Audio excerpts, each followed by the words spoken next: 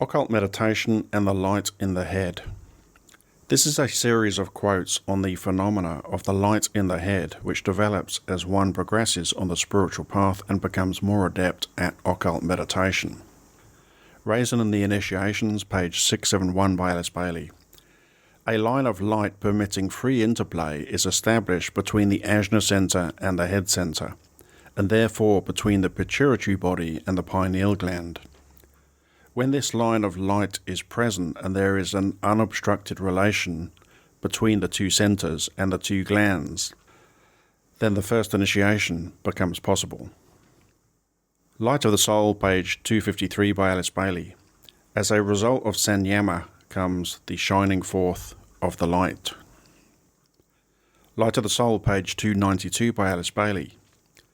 This light is in the nature of an internal radiance. Its position is in the head, in the neighborhood of the pineal gland, and it is produced by the activity of the soul. A Treatise on White Magic, page 183 by Alice Bailey. When a master seeks to find those fitted to be instructed and taught by him, he looks for three things first of all. Unless these are present, no amount of devotion or aspiration, and no purity of life and mode of living suffices. It is essential that all aspirants should grasp these three factors, and so save themselves much distress of mind and wasted motion. 1. The master looks for the light in the head. 2. He investigates the karma of the aspirant. 3. He notes his service in the world. Unless there is indication that the man is what is termed esoterically a lighted lamp, it is useless for the master to waste his time. A Treatise on White Magic, page 594 by Alice Bailey. It is indeed true that at the right moment the master will appear, but the right moment is contingent upon certain self-induced conditions. When the process of purification has become a lifelong habit, when the aspirant can at will concentrate his consciousness in the head, when the light in the head shines forth and the centers are active, then the master will take the man in hand. A Treatise on White Magic, page 596 by Alice Bailey. The quality and the brilliance of the light in the head has to be studied, for it indicates the measure of soul control, and the relative purity of the vehicles and the various etheric webs have to be carefully dealt with, and also the rate of vibration of the web and the center. A Treatise on White Magic, page 107 by Alice Bailey. In this stage, the soul light penetrates into the region of the pineal gland. There it produces an irradiation of the ethers of the head, of the vital airs. This produces a stimulation of the atoms of the brain so that their light is fused and blended with the other two, the etheric light and the soul light. And there is then produced that inner radiant sun. Later they become aware of an intensely bright electric light. This is the soul light plus the etheric and the atomic. When this is seen, they frequently become aware of a dark center within the radiant sun. This is the entrance to the path disclosed by the shining of the light upon the door. Light of the Soul by Alice Bailey, page 333. When the life currents are directed by the soul upon the throne, through the nerves and the blood channels, then only the purest atoms will be built into the body, and the result will be a shining forth of the light through the entire man. Light of the Soul, page 296 by Alice Bailey. Through perfectly concentrated meditation in the head, in time reveals to the aspirant the exit at the top of the head, which can be seen as a radiant circle of pure white light. This begins as a mere pinpoint and passes through various stages of increasing glory and radiant light until the portal itself stands revealed. Light of the Soul, page 315. Those who have attained self-mastery can be seen and contacted through focusing the light in the head. This power is developed in one-pointed meditation. Discipleship in the New Age, Volume 1, page 714.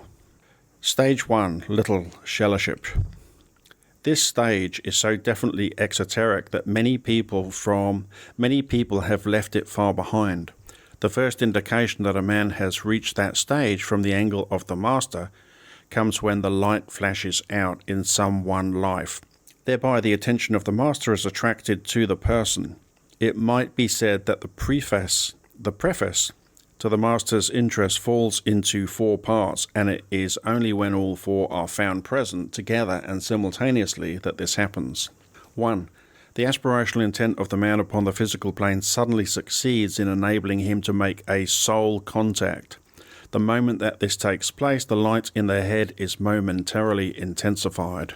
Glamour World Problem, page 208, by Alice Bailey. It is during this stage that meditation is instituted so that the man becomes aware of soul light as it blends with the inherent light of the mental body. And this blended light steadily intensifies as he persists in the meditation work. A point then comes where the aspirant discovers that this inner light can be used, and he begins tentatively and with uneven success to turn that light upon the problems of his particular glamour. It is also at this point that we now carry forward the technique of light, employing it so that the vague, unscientific technique of the past comes to an end. The indicated technique is of use only to the man who knows something of the light of the mind, of the light in the head, and of the light of the soul. The light in the head is produced by the definitely planned bringing together of soul light, the personality light, focused in the mental body and producing an effect in the brain. Discipleship in the New Age, Volume 2, page 52, by Alice Bailey. Those of you who are in any way adept at meditation work know well that the light in the head, when seen and recognized, passes usually through 3 stages of intensification. It is first of all a diffused light surrounding the head, discovered later within the head and producing an inner radiance, which is the rudimentary halo. B. This diffused light then consolidates and becomes an inner radiant sun. C. Finally, at the center of that sun, a point of dark blue or a small indigo disk appears. This is in reality the exit in the head through which the soul passes out of the world of phenomenal existence, and it is the symbol of the path or the door into the kingdom of God. When you are expert in this work and when your spiritual nature is truly intensified, you will enter almost immediately into or through the disk of blue and become aware of the higher consciousness or divinity.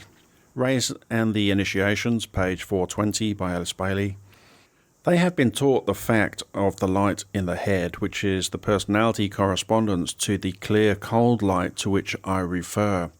At the very center of that light, as many aspirants know theoretically or factually by inconstant experience, is a center or point of dark indigo blue, a midnight blue.